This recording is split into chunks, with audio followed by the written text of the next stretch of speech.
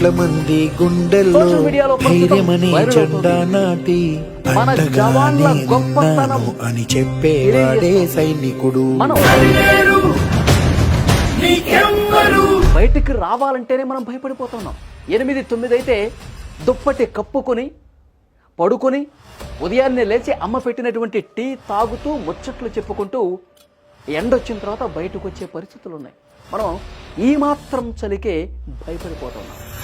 కానీ మీరు చూసిన వీడియోలో ఆ జవాను మంచు తుఫాన్ల మధ్య ఒంటరిగా ఏ విధంగా నిలబడ్డాడో చూడండి. అతనికి తోడున్నది కేవలం తన నిశ్చయమే. ఇంటి దగ్గర మన అమ్మలు చేసే వేడి వంటలు వాళ్ళకు కూడా గుర్తొస్తాయి.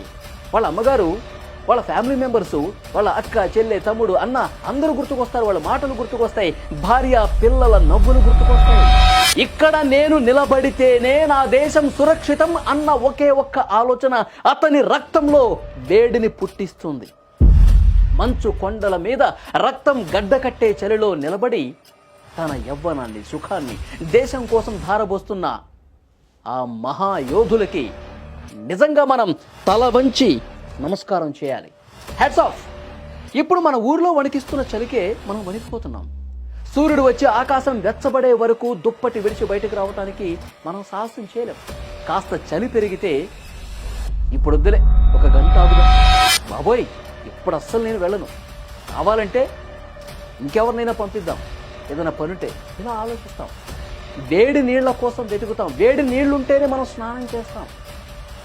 కానీ ఒక్కసారి ఆలోచించండి, మన దేశ సరిహద్దుల్లో హిమాలయ శిఖరాల మీద ఒక సైనికుడు, ఆ సైనికుడి లోకం మనం ఊహించలేనంత భయానకంగా ఉంటుంది.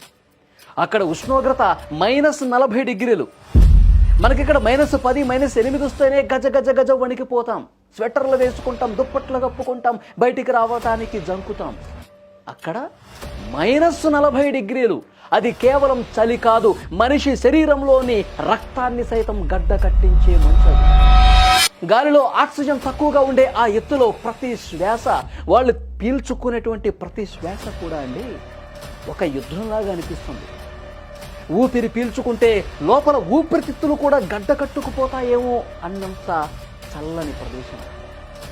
గంటల తరబడి, 1 గంట 2 గంటలు కాదు, కొన్ని గంటలు అదే మంచులో నిలబడటం వల్ల చేతులు కాళ్ళు మొద్దుబారిపోతాయి. వేళ్ళు వంగవు, ఇట్లా రావు వేళ్ళు. వంగిన వేళ్ళు మళ్ళీ తెరుచుకోవటానికి చాలా సమయం పడుతుంది. శత్రువు అడుగుజాడను పసిగట్టే ఆ కళ్ళల్లో మాత్రం ఏకాగ్రత చెదరదు. చేతిలో ఉన్న తుపాకీ చలికి ఐసు ముక్కల మొత్తం మారిపోతూ ఉంటుంది. ఆ మంచు ఆ తుపాకీని కూడా కప్పేసి మనం దాన్ని యూజ్ చేయడానికి కూడా ఇబ్బందికర పరిస్థితులు ఉంటాయి వాళ్ళకి. దాన్ని పట్టుకోవటం అంటే ప్రాణాలను అరచేతిలో పెట్టుకోవటమే. అయినా సరే దేశం కోసం ఆ ఆయుధాన్ని వదలకుండా మన సైనికులు మన కోసం పహారా కాస్తారు అనటానికి ఈ వీడియోని ఒక నిదర్శనం. ఎస్, ఎందుకంటే ఈ వీడియో నేను ఎందుకు చేస్తున్నానంటే కాస్త చలికి మనం ఇంత ఇబ్బంది పడుతున్నాం. అక్కడ భారత సైనికులు, మన జవాన్లు